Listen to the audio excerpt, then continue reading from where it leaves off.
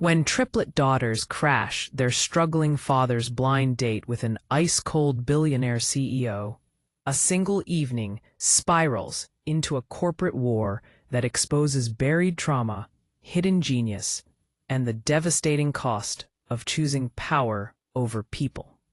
The Golden Lotus stood like a crystalline temple at the heart of the city's financial district. Chandeliers worth more than most homes cast amber light across tables draped in silk. A single meal here cost what Daniel Chen earned in a week driving his rideshare car. Daniel sat at table 12, his only suit pressed but visibly worn at the cuffs. His calloused hands, hands that had once performed microsurgery, now fidgeted with the napkin. Across from him, an empty chair. His blind date was 17 minutes late. His phone buzzed. His sister Maya. "The girls are asking for you. Emma won't stop crying. Says she had a bad dream about you disappearing."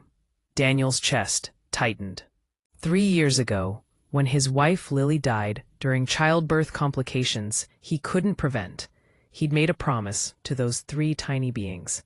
He would never leave them. Never prioritize anything above them. He texted back, "On my way home soon. Kiss them for me." Another 10 minutes passed.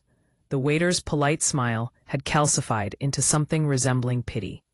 The restaurant's atmosphere shifted like barometric pressure before a storm. Victoria Ashford entered, 6 feet tall in heels that could double as weapons. A black dress that cost more than a semester of college tuition, cut with mathematical precision. Hair pulled back so severely it seemed to sharpen her already blade-like features. At 34, she was the youngest woman to ever helm Ashford Global Industries, a $40 billion empire her grandfather built and her father nearly destroyed. She moved through the restaurant like winter itself had taken human form. Every head turned, every conversation paused. Victoria registered none of it. Her mind was already 3 moves ahead in tomorrow's board meeting, calculating how to counter the hostile takeover attempt by Marcus Venn, her former mentor turned corporate predator. She spotted table 12. The man looked ordinary, rumpled, tired. This was Rebecca's idea. Her CFO and only friend had insisted Victoria needed something human in your life before you forget you have a pulse. Mr. Chen. She didn't sit. Victoria Ashford. Daniel stood quickly, nearly knocking over his water glass. "Ms. Ashford, please, sit." I'm glad you could make it. I have 45 minutes before a conference call with Singapore." She sat with the precision of a chess piece being placed. "Rebecca speaks highly of you, says you're genuine." The word sounded foreign in her mouth, like she was pronouncing something in a language she'd never learned. Daniel was trying to explain his work, carefully editing out the medical degree he'd abandoned, the career he'd walked away from, when the restaurant's grand entrance doors burst open. 3 identical whirlwinds in mismatched pajamas exploded into the Golden Lotus. "Daddy!" Emma, Sophie, and Lily, 5 years old, named after the mother they'd never know, ran through the restaurant like joy incarnate. Their faces were tear-streaked but lit with relief. Behind them, Maya stumbled in, mortified. "I'm so sorry. They saw your location on my phone and just ran out of the house." The triplets reached Daniel, climbing onto him like he was their entire world. Because he was. "Daddy, you disappeared," Emma sobbed into his shoulder. "We thought you left forever, like Mommy." Sophie's small hands gripped his jacket. "We're sorry we were bad today." Lily's voice cracked with 5-year-old devastation. The restaurant fell silent. Forks paused midair. 100 judgmental eyes turned toward table 12. Daniel's face flushed crimson. "Girls, his voice broke. "I would never leave you. Never. I was just—" "Sir." The maitre d' appeared, his smile a polished weapon. This is a 5-star establishment. Children are not permitted, especially not in nightwear. Victoria watched the scene with the detachment of a scientist observing a specimen. Children, chaos, emotion. Everything she'd spent 15 years systematically removing from her life. She should leave. Make an excuse. Escape back to her climate-controlled penthouse where everything made sense. But something in Daniel's face stopped her. The way he pulled those 3 tiny humans close. The way his hands, scarred, calloused, cradled them with infinite gentleness. The way his entire body radiated a devotion so profound, it seemed to bend reality around him. When was the last time someone had held her like she mattered? The children can stay, Victoria heard herself say. Every head swiveled toward her. The maitre d' blinked. Miss Ashford, our policy. I'm aware of your policy. I also own 12% of the restaurant group's parent company. The children can stay. Daniel stared at her, shock written across his features. The triplets, meanwhile, had turned their attention to this strange, beautiful ice sculpture of a woman. You're pretty, Sophie announced, with the blunt honesty only children possess. But you look sad, like Daddy when he thinks we're sleeping. Victoria's perfectly constructed mask flickered. What followed was the strangest 45 minutes of Victoria's calculated life. The triplets commandeered extra chairs. Maya, apologizing profusely, tried to wrangle them. Daniel looked like he wanted the marble floor to open and swallow him. But Victoria found herself curious. Daddy used to be a surgeon, Emma announced, coloring on the back of the wine menu with crayons Maya had desperately produced from her purse. A super special one for hearts. Daniel's face went pale. Emma, but he stopped because of us. Lily added, matter-of-factly, because Mommy died and someone had to love us. The words hung in the air like smoke after a gunshot. Victoria's water glass froze halfway to her lips. A cardiothoracic surgeon, she said slowly. It wasn't a question. Daniel looked at his daughters, then at Victoria. The shame in his eyes was so raw it was almost violent. I was a surgical resident at Johns Hopkins, top of my program, engaged to a brilliant woman. His voice was barely audible. We got pregnant, surprise triplets. High-risk pregnancy. I should have seen the signs.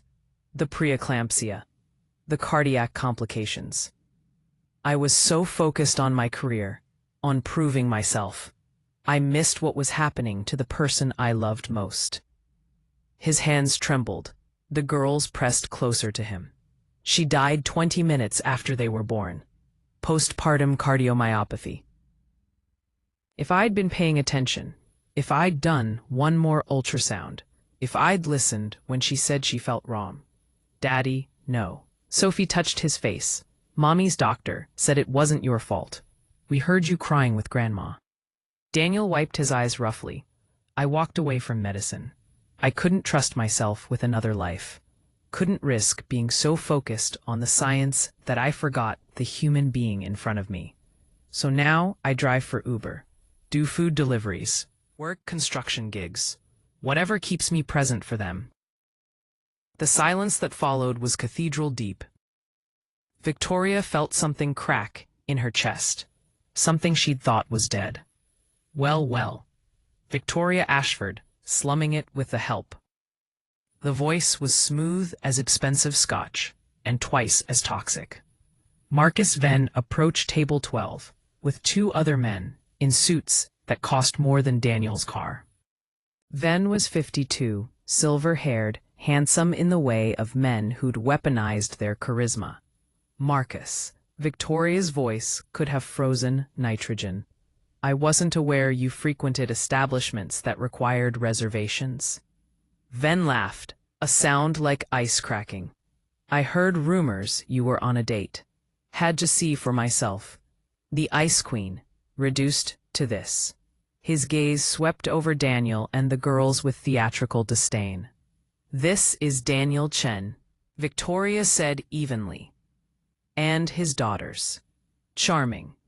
Ven crouched to the triplet's eye level, with a smile that didn't reach his eyes. Tell me, girls, does Daddy often bring you to places you can't afford? Or is he using you as props to gold dig his way into Miss Ashford's fortune? Daniel stood so fast his chair scraped. We are leaving. Sit down, Daniel. Victoria's voice was quiet, but absolute. She turned to Ven with the expression she wore in boardrooms when she was about to destroy someone. Interesting play, Marcus. Public humiliation tactics. Very middle school. Is this the strategy you're planning for Thursday's board meeting? Because if so, I'm even less worried than I was this morning. Ven's smile sharpened. Thursday, you'll be voted out as CEO. Your reign of corporate ice is over. The board wants someone with vision, warmth, humanity. His eyes flicked to the triplets. Someone who understands family, not a machine in designer clothing. Machines don't bleed, Marcus. But Thursday, you will. After Ven departed, the atmosphere remained poisoned. Their waiter, a young man with a sneer he probably practiced in mirrors, approached with visible disdain. Will the children be ordering from the kids' menu? Oh wait, we don't have one. This isn't Chuck E. Cheese. He smirked at his own joke.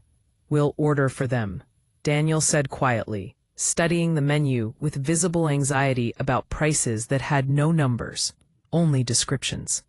Perhaps Sir would be more comfortable at a family restaurant, somewhere with crayons and chicken fingers. This is fine dining. The hell it is. Maya's voice cut across the table. Fine dining includes respect. The waiter's expression curdled. Ma'am. I'm simply suggesting. You're suggesting my brother doesn't belong here because he's not wearing a watch that costs more than a car, Maya shot back. That his beautiful daughters aren't welcome because they're 5 years old and had a bad dream. That money determines human worth. The maitre d' reappeared. Is there a problem? Yes, Victoria said, her voice dropping 20 degrees. Your staff is confusing price point with character. A common mistake among people who rent sophistication instead of earning it. She turned to the waiter. What's your name? Jason, ma'am. Jason, you're fired. You can't. I own 12% of the parent company. I can. And you. She fixed the maitre d' with a gaze that could cut diamonds. You allowed a paying guest and his family to be disrespected in your establishment. I'll be recommending a review of your hiring practices to the board. Now bring us your best children's meal, improvised if necessary, and treat this table like visiting royalty. Because that's exactly what they are, Emma whispered to Sophie. Is that lady a superhero? I think so, Sophie whispered back. Daniel looked at Victoria like he was seeing her for the first time. Maybe he was. They were halfway through an improvised meal of deconstructed, fancy grilled cheese and truffle fries. The triplets loved it when Victoria's phone buzzed. She glanced at the screen, frowned. I need to take this. She stood, moved toward the restaurant's private alcove. 2 minutes later, Maya gasped. Daniel. Victoria was on the ground. Not collapsed, not unconscious, but curled on her side, breathing in sharp, shallow gasps. Her immaculate exterior shattered like dropped porcelain. Daniel was across the restaurant in seconds, medical instincts overriding 3 years of dormancy. Victoria, look at me. His voice shifted, became the voice of Dr. Chen, the resident who'd once talked a teenager through a collapsed lung. You're having a panic attack. Your heart is fine. You're safe. C. Can't breathe. Yes, you can. Follow my breathing. He breathed slowly, exaggeratedly. In through your nose. Count of 4. Hold. Out through your mouth. Count of 6. His hands, those surgeon's hands, found her wrists, checked her pulse. Too fast, but steady. What happened? He asked quietly. The call, Victoria gasped. Marcus. He's leaked a video. Security footage from my office. Doctored. Shows me. Accepting bribes, insider trading. It's all lies, but it's going viral. Stock is crashing. Board emergency meeting. Her breathing spiraled again. Block all of that out, Daniel commanded gently. Right now, you're not a CEO. You're just Victoria. Just a human being who needs to breathe. With me. Breathe with me. He guided her through 5 minutes of breathing exercises. Slowly, her gasps became breaths. Her terror became something manageable. The triplets watched from the table, silent and worried. Victoria sat up slowly, makeup smudged, hair falling from its severe style. She looked real. You should be a doctor, she whispered. I was. Daniel's smile was sad. I chose differently. Why? He gestured to his daughters. Because the most important surgery I'll ever perform is raising them, removing their fear, repairing their hearts when the world damages them, keeping them alive in every way that matters. Victoria stared at him, then at the 3 little girls who were now arguing about whether the chandelier looked like a dragon or a princess crown. I've built an empire, she said quietly. $40 billion. Offices in 30 countries. I can influence markets with a single statement. And I just had a panic attack on a restaurant floor because a man I trusted is trying to destroy me. Power without people is just expensive loneliness, Daniel said. Victoria laughed, a broken sound. Is that from a fortune cookie? From my therapist, who I see twice a week, because I can't sleep without seeing my wife's face, because I still blame myself. Because these girls deserve better than a father who's haunted. He met her eyes. You built an empire, Victoria. That's extraordinary. But when you collapse, who catches you? She had no answer. The restaurant manager, thoroughly chastened, offered Victoria the private VIP room, usually reserved for celebrities and politicians. Victoria surprised everyone, including herself, by accepting. Bring the children, and order them dessert. Something ridiculous and expensive. I myself felt armed and immensely proud in that meeting.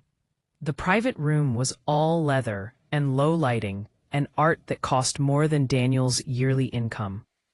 The triplets explored while the adults sat in shell-shocked silence. Tell me about the video, Daniel said. Victoria explained. Doctored security footage showing her accepting an envelope from a known corrupt businessman.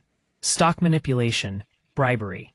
All fabricated, but sophisticated enough to fool casual viewers.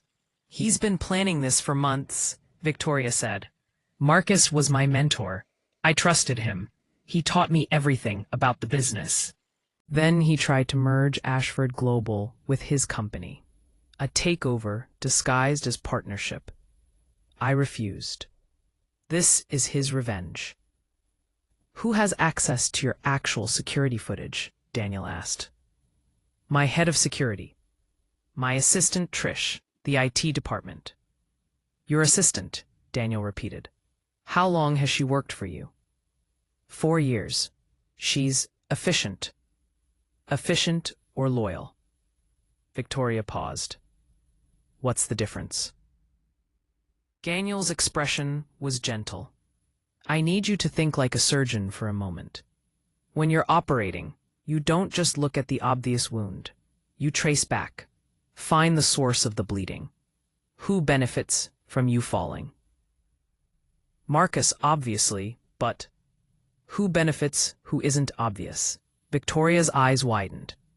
Trish applied for a position at Marcus's company before I hired her. He rejected her. I thought I was getting a steal. What if he placed her? Daniel finished. Long game. Inside access. Victoria pulled out her phone with trembling hands, pulled up her security system, started scrolling through access logs.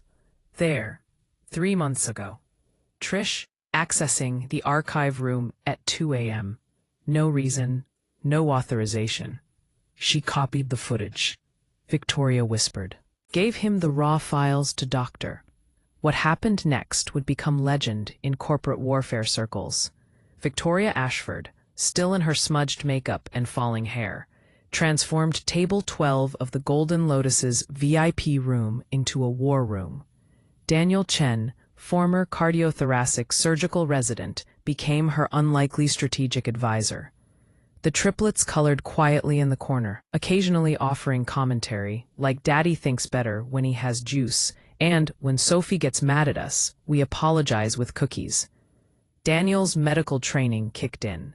Pattern recognition, diagnostic thinking, strategic problem-solving under pressure. You need 3 things, he said, his mind moving like it hadn't in years. Evidence that the video is fake, proof of Trish's betrayal, and a counter-narrative so powerful it makes Marcus the villain. I can get digital forensics on the video by morning, Victoria said, already texting. But proof of Trish? Call her. Now. Tell her you're panicking. That you need her to meet you at your office immediately to prepare your resignation. My what? You need her to confess, to feel safe enough to brag. Daniel's eyes were bright now, alive. When people think they've won, they get sloppy. Victoria stared at him. Who are you? Someone who spent 10 years learning to make life or death decisions in seconds. He smiled sadly. Turns out those skills transfer. Ashford Global's headquarters at midnight looked like a glass monument to ambition. Victoria entered through the private executive entrance. Daniel beside her. Maya with the sleeping triplets in the car below. You didn't have to come, Victoria said. Yes, I did. Daniel's voice was quiet. Someone should catch you if you fall. Trish was waiting in Victoria's office. All false concern and rehearsed sympathy. Miss Ashford, I came as soon as you called. I've been fielding press calls all evening. The board wants you to make a statement. I'm resigning, Victoria said flatly. Trish's eyes flashed, just for a second. Triumph. That's probably wise, she said smoothly, given the evidence. There is no evidence, Daniel said quietly from the doorway. Just forgery.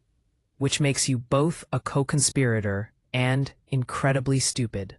Trish spun. Who the hell? IT flagged your access to the archive room. Victoria lied smoothly, playing the game Daniel had coached her through. 3 months ago, 2 a.m., you copied 847 gigabytes of security footage. Digital forensics has already confirmed the timestamps on the leaked video don't match the metadata from our actual system. Someone inserted doctored frames into genuine footage. Someone with inside access. Trish's face drained of color. It's over, Trish. Victoria's voice was ice made sound. Marcus used you, and now you're going to tell me everything, or I'm pressing charges that will ensure you never work anywhere except a federal prison. It took 90 minutes, but they got it all. Trish had been Marcus's plant from the beginning. 4 years of access. 4 years of information. The video was Plan B. When the board refused to side with Marcus despite his campaign, he decided to destroy Victoria completely. He promised me a VP position, Trish whispered, crying now. Said I'd earned it after playing secretary for 4 years. You were never going to get it, Daniel said quietly. Men like Marcus don't reward betrayal.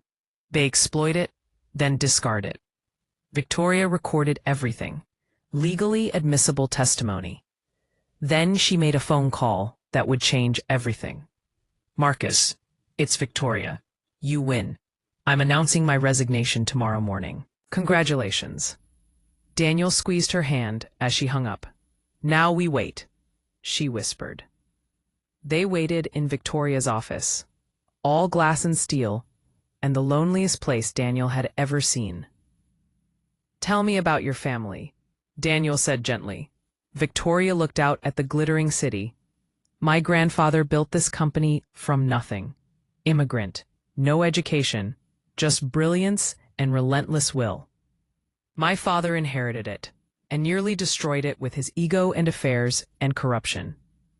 I was 23 when I took over. Youngest female CEO in the Fortune 500. Everyone called it a publicity stunt. Said I'd crash and burn within a year. She turned to face him. I proved them wrong by becoming exactly what they accused me of being. Cold, ruthless, mechanical. I had to, Daniel. Every emotion was a weakness they could exploit. Every moment of humanity was ammunition against me. So I stopped being human. And I won. At what cost? Daniel asked. Everything that matters. Her voice cracked. I have acquaintances, not friends. Employees, not family. When I collapsed tonight, do you know who I wanted to call? My father, he's in Monaco with his fourth wife. My mother, she died when I was 15 and hasn't spoken to me since. She laughed bitterly. I meant that as a joke, but it's not funny. Daniel stood cross to her. 3 years ago, my wife died in my arms, he said. I performed CPR on the woman I loved while she bled out from complications I should have predicted. When they handed me 3 newborns, I was so broken I couldn't speak for 2 days. I wanted to die, Victoria. Wanted to follow her wherever she'd gone. His hand shook with the memory. But then Emma looked at me. Just looked at me with these eyes that were still learning to see. And I realized I had a choice. I could die slowly from grief, or I could live fiercely for them. So I chose them. I choose them every single day. He met Victoria's eyes. You built an empire because you were afraid. Afraid of being weak like your father. Afraid of disappointing your grandfather's legacy. Afraid of being dismissed. But Victoria, fear isn't strength. It's just fear wearing expensive clothing. Tears ran down Victoria's face, destroying what remained of her makeup. I don't know how to be anything else, she whispered. Yes, you do, Daniel smiled gently. Tonight, you defended a stranger and his children. You fired people for being cruel. You let yourself collapse and let someone help you. That's not weakness. That's courage. Thursday morning, Ashford Global's boardroom. 27 of the most powerful executives in corporate America. Marcus Venn sat at the head of the table where Victoria usually presided, already playing king. Gentlemen, lady, he nodded to the one female board member besides Victoria. We're here to discuss a transition in leadership. Ms. Ashford has proven herself brilliant, but ultimately unfit for. The doors opened. Victoria Ashford entered in a crimson suit that looked like war paint. Behind her, Daniel Chen in a borrowed suit that almost fit. Behind him, Victoria's entire legal team. I don't recall calling this meeting, Victoria said pleasantly. But since you're all here, let's discuss fitness for leadership. She signaled her IT director. The room's massive screen flickered to life. This is the video Marcus leaked to the press. 40 million views. Our stock dropped 18%. I was accused of bribery, corruption, insider trading. My reputation, built over 15 years, destroyed in hours. The video played. Victoria accepting an envelope. Damning. Now watch this. The screen split. Side by side, the leaked video and the actual unaltered security footage. The metadata was visible. The timestamps didn't match. The inserted frames were highlighted in red. Digital forensics confirms the leaked video is a forgery. Sophisticated, but ultimately traceable. Murmurs around the table. Marcus's face hardened. Anyone can fake a forensics report, he started. Anyone can. But can anyone fake this? The screen changed again. Trisha's confession. Full audio and video. Her voice clear. Marcus Venn hired me 4 years ago to infiltrate Ashford Global. I provided him access to security footage. He had his team doctor it to frame Ms. Ashford. The boardroom erupted. Marcus stood. This is fabricated. She was coerced. Was I? Trisha's voice came from the doorway. She entered with 2 FBI agents. I'm here voluntarily, Mr. Venn, to testify about everything. The insider trading you actually committed, the bribes, the shell companies. Should I continue? Marcus's carefully constructed world crumbled in real time. But the most interesting part, Victoria continued, her voice like surgical steel, is the strategic incompetence of this entire plan. She nodded to Daniel. He stepped forward, uncomfortable but determined. I'm not a businessman, Daniel said. I'm a former surgeon. But medicine teaches you to diagnose, to find the hidden bleeds, the silent killers. So when Victoria showed me this situation, I asked one question. Why now? He pulled up a financial document on the screen. Marcus needed Victoria out immediately. Not in a year, not in 6 months. Now. Why?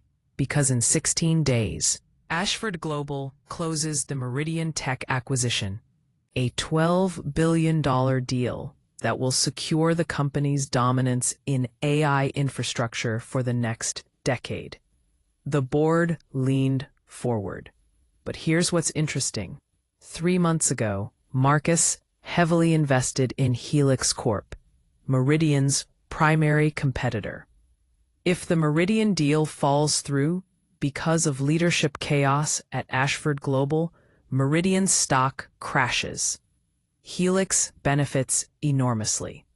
Daniel pulled up stock transaction records. Marcus stands to make $2.3 billion personally if Ashford Global fails. He wasn't trying to take over the company. He was trying to destroy it. The silence in the boardroom was absolute. Marcus Venn, master manipulator, had nothing to say. The FBI will want to discuss your stock purchases, Victoria said quietly, along with the SEC, and probably several other 3-letter agencies. But first, this board has a vote to take. She looked around the table. Do I have your confidence to continue as CEO? The vote was unanimous.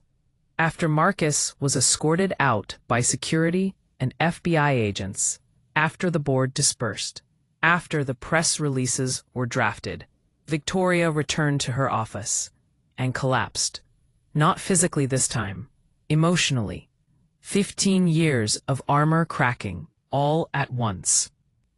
Daniel found her on the floor of her private bathroom, sobbing so hard she couldn't breathe. He sat beside her, didn't speak, didn't tell her it would be okay, just sat with her while she shattered. I'm so tired, Victoria gasped between sobs. So tired of being strong, of being alone, of pretending I don't need anyone. There's a difference. Victoria looked at him through tears. Why are you here? You barely know me. Because someone should be. Daniel's smile was sad. Because 3 years ago, no one sat with me when I shattered. And I don't want anyone to feel that alone ever again. Victoria leaned against him. Just leaned. Let someone else hold the weight for 5 minutes. Your daughters, she whispered. They're lucky. They're everything, Daniel said. They're why I wake up, why I breathe, why I'm still here. I don't have that, Victoria said. I have a company, employees who fear me, a bank account with too many zeros, and an empty penthouse where I eat cereal for dinner in the dark. You could have more, Daniel said gently. If you wanted it. Victoria pulled back, searched his face. Is that an offer? It's an observation. But Daniel's eyes said more. Much more. The park, near Daniel's modest apartment, was alive with Sunday afternoon chaos. The triplets played with the fearlessness of children who knew they were loved absolutely.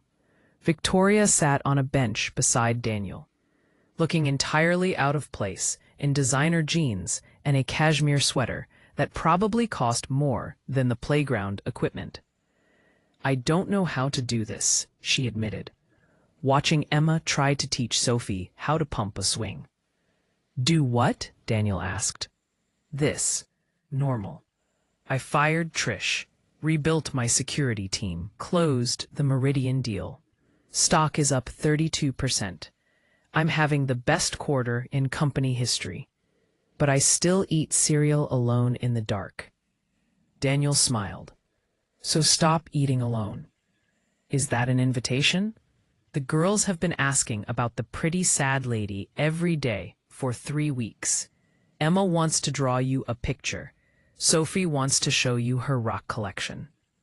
Lily wants to tell you about dinosaurs, which she's currently convinced she can become when she grows up. Victoria laughed, a real sound, unguarded. I wouldn't know what to talk about with children. They'll do 90% of the talking. You just have to listen. I'm not good at that either. Then learn. Daniel met her eyes. If you're brave enough to face down corporate predators, you're brave enough to have dinner with 3 5-year-olds. Daniel's apartment was exactly what Victoria expected. Small, cluttered with toys, smelling like home-cooked food and crayons and life. The triplets greeted her like visiting royalty. Emma presented her drawing, Victoria as a superhero, with a cape made of money, fighting a dragon labeled Mean People. Sophie showed her 17 rocks, explaining the story of how she found each one with the solemnity of a museum curator. Lily gave an 18-minute presentation on stegosauruses, using stuffed animals as visual aids. Victoria listened to every word like it was the most important business pitch of her life. Dinner was spaghetti, homemade by Daniel, sauce everywhere, the girls arguing about whether meatballs counted as planets. Victoria couldn't remember the last time she'd laughed this much. After dinner, as Daniel cleaned up, but he's lonely too. His heart is hungry for our money. Maybe both your hearts could eat together. From the kitchen, Daniel's voice. Emma, that's not... It's okay, Victoria called back. She looked at the little girl in her lap. I think your daddy's heart is healing just fine. He has you 3.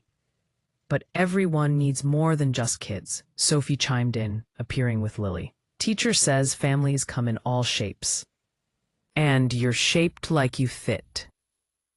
After the girls were asleep, Maya, who'd become Victoria's unexpected friend, took over kid-watching duties, so Daniel and Victoria could talk on the apartment building's rooftop. The city stretched before them, the same city that held both Daniel's small world and Victoria's empire. I can't give you what you're used to, Daniel said quietly. I live in a 2-bedroom apartment. I drive a 10-year-old car. My daughters wear hand-me-downs from Maya's kids. I work 3 jobs to make ends meet. I can't afford fancy restaurants or... Daniel. Victoria touched his hand. Stop. She looked out at the city. 3 weeks ago, I had everything society says matters. Money, power, success. I could buy anything except the one thing I needed. Someone to sit with me while I broke. You gave me that. You and your daughters. She turned to face him. I'm not looking for someone to match my bank account. I'm looking for someone who sees me.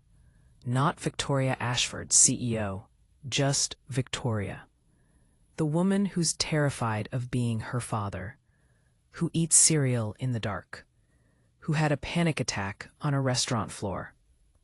That Victoria, Daniel said softly, is the only one I've ever seen. They sat in silence, hands touching, while the city breathed around them. I want to try this, Victoria said finally. Whatever this is. But I need you to know, I don't know how to be in a relationship. I've dated, but I've never let anyone in. I'm going to be terrible at it. I have 3 children, Daniel said.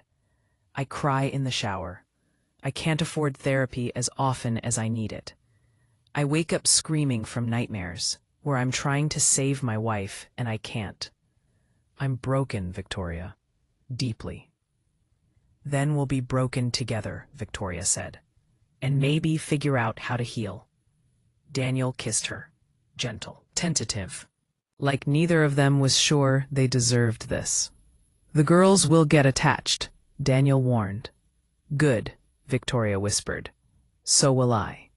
Victoria's office at Ashford Global had changed. The austere perfection was softened now. Photos on her desk, the triplets at the zoo, covered in ice cream. Daniel laughing. All 4 of them, the girls, Daniel, and Victoria, at the beach. She was in a video conference with Tokyo when her assistant, new, vetted, loyal, knocked gently. Ms. Ashford, I'm sorry to interrupt, but 3 small tornadoes burst into the office. The Tokyo executives on screen watched, bemused, as triplets in school uniforms swarmed their CEO. Victoria, guess what? Emma was bouncing. We learned about business today, Sophie announced. And teacher said you're the most powerful woman in the world, Lily added. Victoria smiled at the screen. Gentlemen, I need to call you back. I have some very important stakeholders to attend to. After she hung up, she crouched to the girls' level. How was school? We told everyone our dad is the best chef and smartest person, and he used to fix hearts, Emma said proudly. And we told them you're the best businesswoman and you're teaching Daddy about stocks, Sophie added. And we told them we have 2 houses now, and that makes us super rich in love, Lily finished. Victoria pulled all 3 into a hug, something that would have been unthinkable a year ago. Where's your dad? Downstairs. He said to tell you he made dinner and not to work late or he'll eat all the good parts. Victoria laughed. Tell him I'll be down in 10 minutes. As the girls ran out, trailed by her patient assistant, Victoria turned back to her desk. The photo in the center, Daniel and the girls, taken the day Victoria had officially moved half her life into Daniel's apartment, refusing to make him move to her penthouse. I don't want to live in a museum, she'd said. I want to live in a home. Her phone buzzed. Daniel, girls say you're in an important meeting. They're lying. They just wanted to see you. Come home. I made your favorite. Victoria typed back, on my way. I love you. 3 words she'd never said to anyone. 3 words that had terrified her. Now they came easily. Because Daniel had taught her something no business school ever could. That strength wasn't about armor. It was about letting someone see you without it. It happened on an ordinary Tuesday. Daniel picked the girls up from school while Victoria was in meetings. They went to the park. Fed the ducks. Emma lost a shoe in the pond. Sophie collected 17 more rocks. Lily gave a passionate speech about triceratops to confuse joggers. Normal, beautiful, chaotic. When Victoria arrived at the apartment that evening, exhausted from a 12-hour board meeting, she found the living room transformed. Blankets hung from furniture, creating a fort. Christmas lights strung inside. The girls in pajamas, giggling. Welcome to Fort Forever, Emma announced solemnly. Population, us, Sophie added. You have to crawl in, Lily instructed. It's fort rules. Victoria crawled into the blanket fort, designer suit and all, and found Daniel in the center, surrounded by daughters and hope. "What's this?" she asked, smiling. "The girls have something to ask you," Daniel said, his voice shaking slightly. Emma pulled out a drawing. Victoria, Daniel, and 3 girls holding hands under a rainbow. At the top, "Our family." "Victoria," Emma said seriously. "We took a vote. It was democratic," Sophie added, proud of the big word. "And unanimous," Lily finished. "Will you be our second mom?" All 3 asked together. Victoria's breath caught.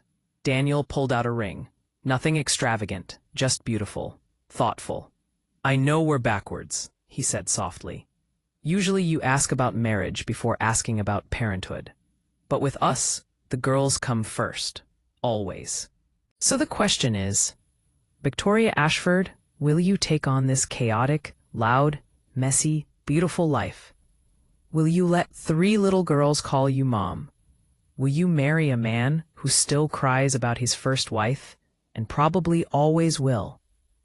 Will you be part of this family that's built on broken pieces that somehow fit together?"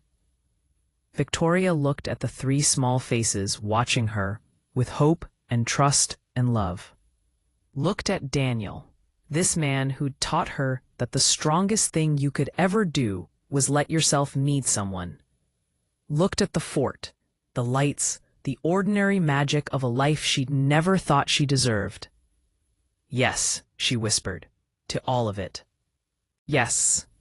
The girls erupted in cheers. Daniel slipped the ring on her finger, and it fit perfectly, just like Emma said it would. The press conference was unlike any Victoria Ashford had ever given.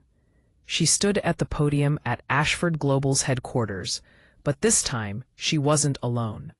To her right, Daniel Chen, now Dr. Chen again, completing his medical degree via remote program while consulting for Ashford Global's new healthcare technology division. To her left, 3 7-year-olds in matching dresses, holding hands.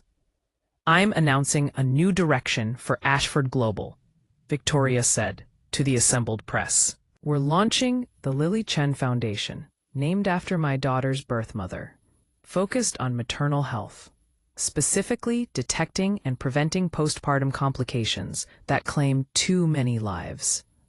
She looked at Daniel, who squeezed her hand. "We're also pioneering a new corporate model.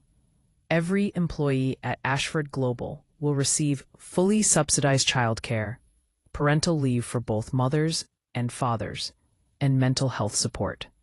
Because I've learned something crucial. The strongest companies aren't built by people sacrificing their families. They're built by people who have the support to be whole humans." A reporter shouted, "Miss Ashford, critics say you've gone soft, that the Ice Queen has melted. What do you say to that?" Victoria smiled, warm, real, unguarded. "I say they're absolutely right, and it's the best thing that ever happened to me." Emma tugged her sleeve. "Can we tell them the other news?" Victoria laughed. "Yes, sweetheart." She looked at the cameras. "My family and I are also happy to announce that in 6 months, the triplets will become quadruplets. We're expecting a baby." The press room erupted. Daniel pulled Victoria close. The girls wrapped around both of them. And for the cameras, for the world, for themselves, they looked like exactly what they were. Broken pieces that had found each other in the dark and built something whole. A photo on Victoria's desk, taken at the hospital 6 months later. Victoria in a hospital bed, exhausted and radiant. Daniel beside her, tears streaming down his face. 3 7-year-olds crowding in, staring in wonder at the tiny baby in Victoria's arms. Below the frame, a plaque. Family isn't about perfection. It's about showing up for each other's broken pieces until they become something beautiful. The Chens. And on Victoria's other desk, in her office at Ashford Global, facing the city she'd conquered and the life she'd chosen, a crayon drawing by Emma. 5 stick figures holding hands. above them in a child's careful letters. Love is the best business.